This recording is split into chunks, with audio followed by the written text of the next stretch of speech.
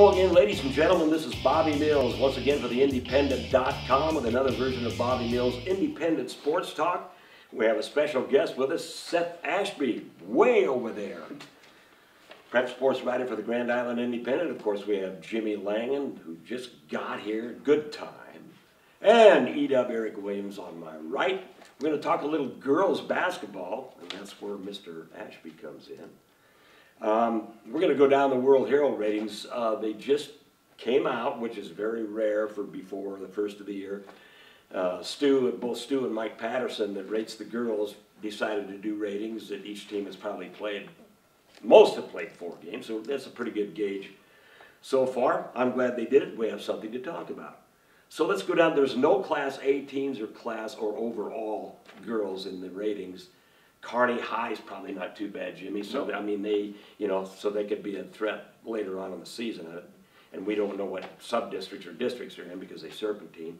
So in Class A, number 1 is Elkhorn South, and South Sioux City's back, by the way. Yeah, they're good again. Aurora's number 6, and York is number 7, and they meet Thursday from a game. I think it's postponed from either Friday or Saturday with the horrible weather. Either one of you guys, Seth, do you know anything about York, or are you mostly? Not as much York, more Aurora. I know they return all 5 starters. They're just a really talented team. It doesn't surprise me they're off to the start there.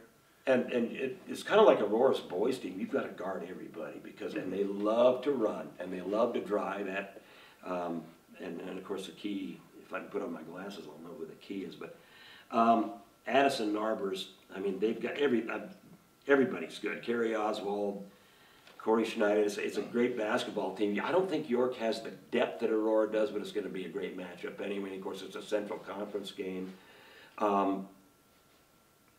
After we get through all this, I'll ask your opinion on some good teams you've seen. But anyway, going down to Class C, Aurora. Yeah, tonight, Aurora plays Norris. Oh, good grief! And I think that will be a big game. Norris's girls played Grand Island Northwest and got them pretty good that night. And I think Aurora's got 2 back-to-back games that they could lose both games. I'm not saying they will. It's a possibility. I think both the end of their schedule. And one thing, when you compare scores, Minden's playing without Kissinger, and they played Aurora a 4-point game. So it'll be interesting to see. I think these 2 games will be very critical to see how good the Aurora girls are. A split wouldn't be horrible, right? Nope. No, and I got a question for you as a coach. Do you take these rankings in, if you're the head coach for Aurora, do you take these rankings in and say Norris was an 8 seed, preseason 8 seed, they've jumped us and we haven't lost a game yet and we stayed right where we are. Do you take that as a little more extra motivation to go out there? Well, I point that out? I don't know what every coach does. Sometimes I thought, hey, I think I'm going to do this week. Sometimes I'm not. And it's not like I think that I like the media. I like that they're taking the time to rank the teams correctly. I think that makes sense to me. I was never a coach to go, I don't care what the hell's going on and I'm not going to read any of this. No, I read it all. Yeah. And I wanted our players I wanted them to have a genuine atmosphere and understand sports. I think it's important to know, if you're a basketball player, that you might have a wrestler in your class, in your social studies class, that's ranked 3rd at 106. And I think you need a general knowledge of that. I think it's nice to have a wide variety of knowledge, at least to appreciate who the swimmer might be in your school, who a wrestler might be. And hey, they're ranked number 3. Our football team's ranked 8th. I think all that's important. But I think, with Norris it's not Norris's girls' fault that somebody else ranked him 7th. Right, but I think I'm incentive. Hey, look at this. Hey, check this out. I think I'd be frustrated if I was Aurora with the way they've played. They haven't moved up at all. They stayed in the exact same spot. And here's Norris with 1 loss on their record already. Goes from 8th to 3rd. And I'm not saying Norris isn't a good basketball team. Right. It's just, I think if I'm Aurora, I'd be a little frustrated. Right. And I think the reason is, though, I think the World Herald and the paper looked at the minute score without Kissinger and looked at Norris beating Grand Island Northwest and says, hey, this team deserves to be ranked. And I can't get into all the specifics because I don't know Aurora's entire schedule. They probably have some quality wins too. But that game surprised me. And one reason it surprised me is last night Kearney Catholic beat Minden by about 30. Well, I wondered how You know that what I came mean? out, So, yeah. so that's why it surprised me that but Minden's girls are getting better, and when they get Kissinger back, they'll be a team to reckon with. Yeah, they're 4-3 now, but that's not going to be nearly indicative of what's going Right. to happen. She told me that she was going to go to the doctor this week, wasn't it? See how Yeah. things are. I think January 6th they're planning on her, Okay. but we'll see. Well, I hope so. Yeah, that'd be nice. That's good for the game. That Norris team has a terrific coach, and of course I can't think of his name, but we're going down to Class C. One Lincoln Christian, Wahoo Newman are 1-2. Kearney Catholic is number 3. They're 5-0. I think I included that Minden score last night, and of course you know who they have: Anna Squires, Kylie Teal. There's another Teal, I think, Yes, there is. and Caitlin Long. They're just all good. Jimmy, they're not as deep as they were last year, were they? I think they use about a 7-player rotation. Yeah, they're not as deep. You know, they put pressure on the ball, but they don't get as many transition steal layups as they used to. They used to be just extremely quick with their guards, and they'd be able to get you in a lot of different ways. Right now, they're doing pretty good in their half-court offense. They've got the Long and the Squires girl do a really good job. The Teal can shoot the 3. They got a lot of different ways to hurt you. You know, Ord played them a really good game. The Ord Kearney Catholic game was, I think Ord was ahead at halftime. So Ord's a team that I look at. I was very impressed with their girls basketball team that night. And I think that's a team, and that we look on, Elm Creek only has 1 loss, and that was to Kearney Catholic too. And they're in Class D. So those 2 schools, when you lose to Kearney Catholic, you're going, hey, they were on our schedule, maybe that's what's going to happen. But Kearney Catholic's probably not as explosive as they have been in the past. But 7 are pretty good. Have you seen Kearney Catholic play? I've not yet. I did see Orden Kearney Catholic play You last did? season. Okay. And you know, they played some really tight games. It doesn't surprise me Ord played them tough again with the shooting that they have. They did lose their post in Kate Grint, but you know, they have some of the best shooting in class, I think.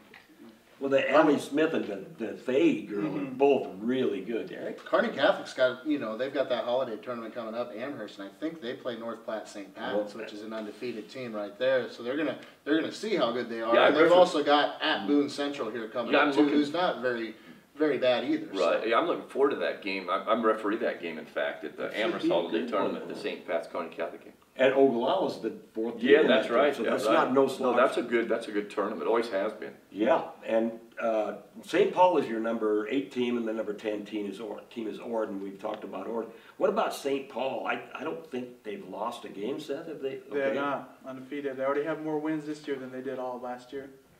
Wow. With their 5-0 start, they're some pretty impressive basketball that they're And playing. Derek Runcie must be doing a terrific job up there. So I don't even know who to say that their top player is. Bailey Lucas Savage. It's so even, well-balanced team. Yeah, St. Paul's good, and they beat a pretty good Wood River team at Wood River You earlier saw- this yeah, year. I you refereed did. that game, How about- and I thought Wood River played them tough, and Wood River's got some athletes. Sure do. And St. Paul would just slowly pulled away. You know, they'd get a 4 at the quarter, and then 8, and then 12, and whatever. But I was impressed with St. Paul, and they do a lot of things correct. It'll be interesting to see. I'd referee them Thursday against like that Strasburg Cross County, whatever Cross that's called. County, yeah. Right, on Thursday. And it'll be interesting to see that game too. I'm looking forward to referee after these last 2 days. Oh, How cold it was. it's just Hey, crazy. you know, today was what? That's why I'm late today. I was out suntanning. And stopped and had a picnic. Yeah, that's in Gibbon. exactly right. Yeah, that's How right. about a coaching job of this? You know, they're 6-0. They've only had 1 home game, and that was their opener against Gibbon. Wow. They've been at Trumbull, at Cozad, at Wood River, at Fillmore Central, at Broken Bow. So they're 6-0, and they've only played 1 home game, and that was December 1st. So that's a pretty good job of getting those girls in the frame of mind and traveling and going out and taking care of business. That is interesting how that works sometimes. I know the ADs, and now Rick Peters, you know, I know he probably didn't intentionally want it to go that way. You know, you'd like to have maybe 2 in a row at home, or, you know, but, you know, sometimes when you're trying to get schedules set up, it works out that way, and you get loaded one side or the other. But it's lucky they got that holiday tournament game on Thursday, because that's a holiday tournament they're involved in, but they just get to host this year, and I'm sure he said, "Man, we really need a home game right now." Yeah. And I remember when Heartland Lutheran, the first year they played basketball, their home games were in Worms. Otherwise, it was all on the road because they didn't have a gymnasium. Talk about a rough go there. In Class C2, it's Hastings St. Cecilia, the only team that is around from this area. Crofton, of course, #1. When aren't they #1 in everything? But that St. Cecilia team, you've seen them, Steph? Not yet. Last year, of course, Yeah, maybe. of course, yeah, you know, without Chandra Farmer this year, but Yeah, but Lucy Skoke's doing a nice job, the screen queen, as we always call her. she's Claire Rasmussen is better than I thought, so that's, and they beat Sutton last night, Jim said, so both the boys and the girls won there. You know, I think Blue Hills girls are pretty good too. They are. And St. Cecilia beat them pretty soundly that day. I mean, it was again, it was slowly pulled away. But I was very impressed with St. Cecilia's girls.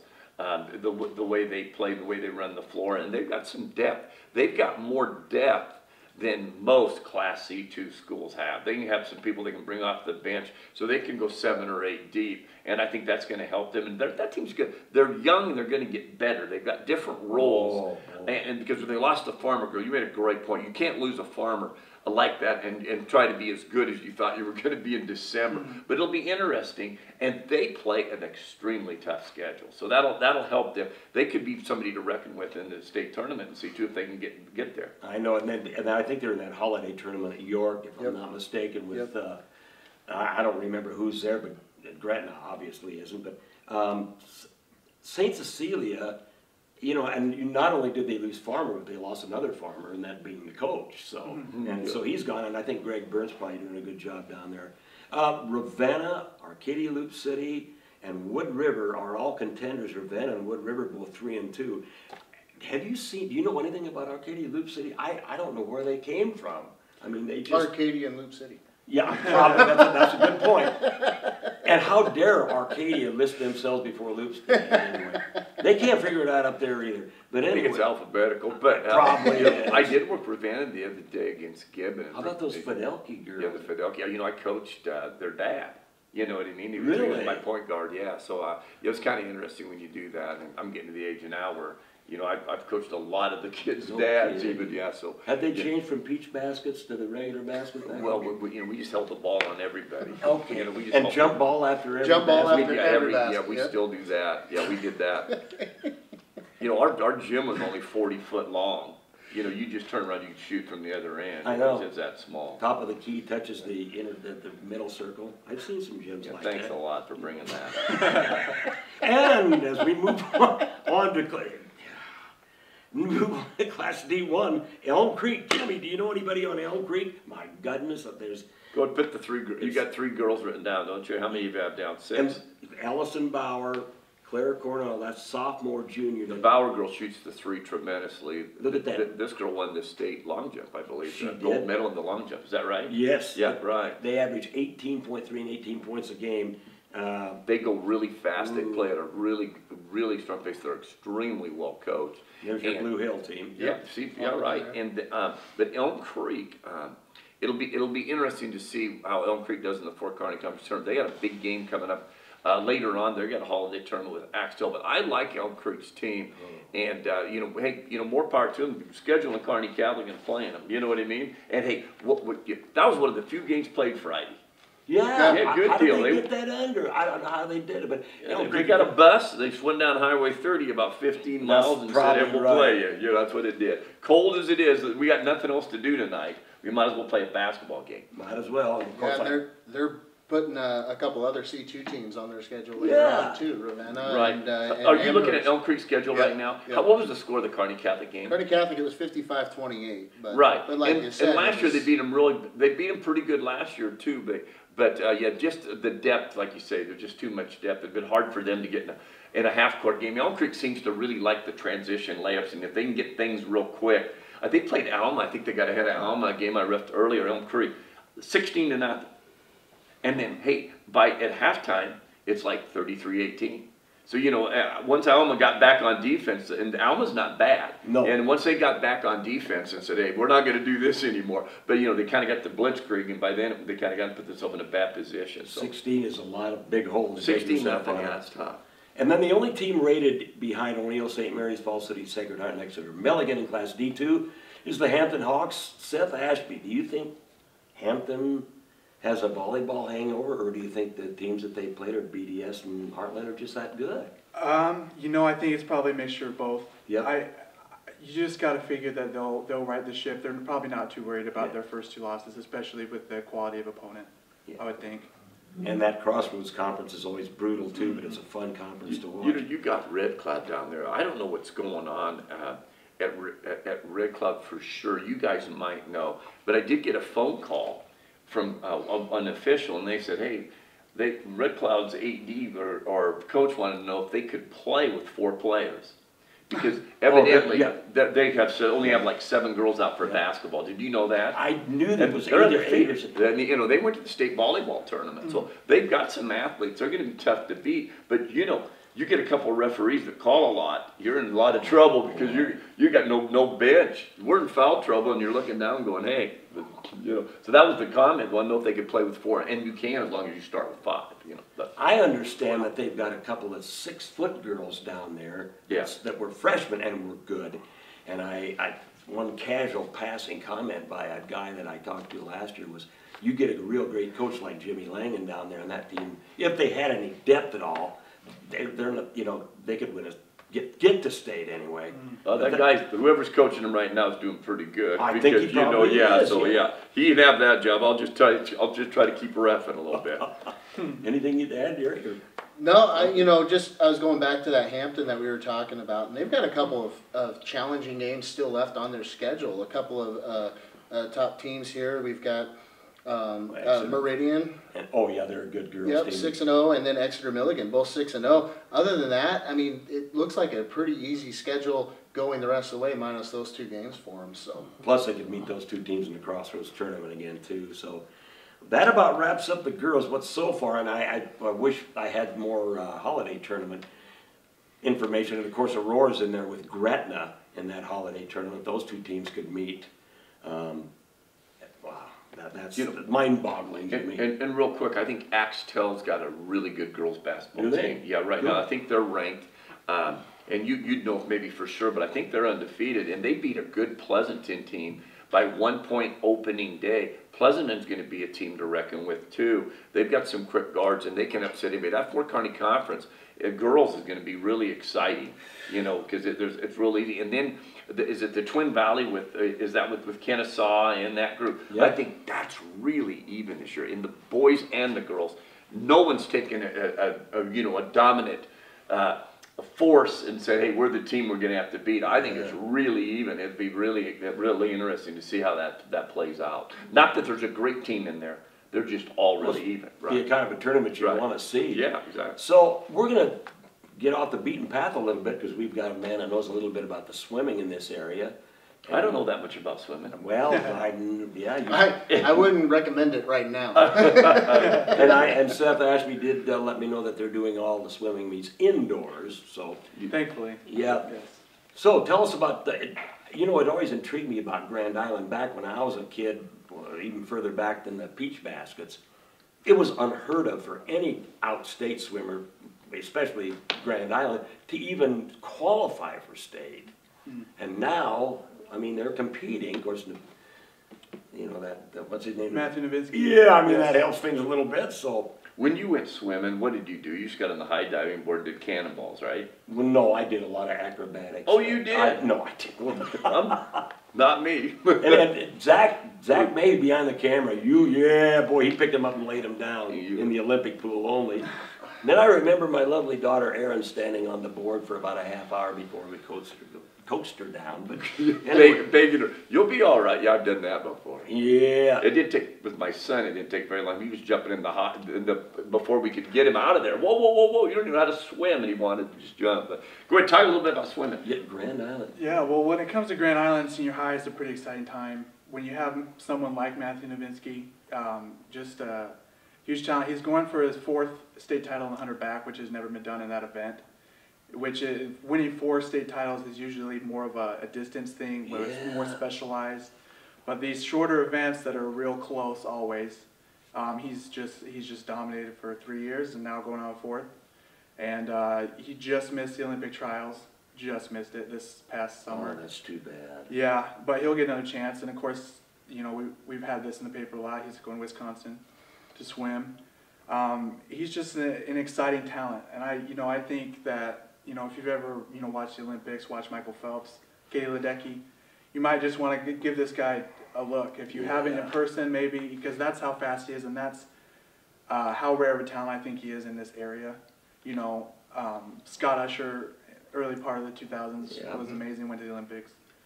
But he's just a real talent. But the Islanders in general, you know, the girls' team's really deep. Cool. They are working on some state qualifying times, but in general, they're deep. They're competing in duels, and it's a pretty exciting year for them after a very exciting one last year as well, of course, with Novinsky winning 2 state titles. Yeah, that is exciting. There's not a talent like that that passes through very often. And I'm sure everybody in Grand Island, and what amazes me, surely these schools, these bigger schools in Omaha and Lincoln, have a bigger bathtub than 25 meters to practice in. That's amazing. Isn't that what the Y is? Yeah, that's the Y. Actually, that's a little unusual, a 25-meter pool. All these high schools in Lincoln would have either an Olympic-sized pool or a 25-yard pool. Yeah. Because it's the short course season during the winter, and that's what they swim. So when you come to Grand Island, you swim in a long pool, and that's a little bit unusual.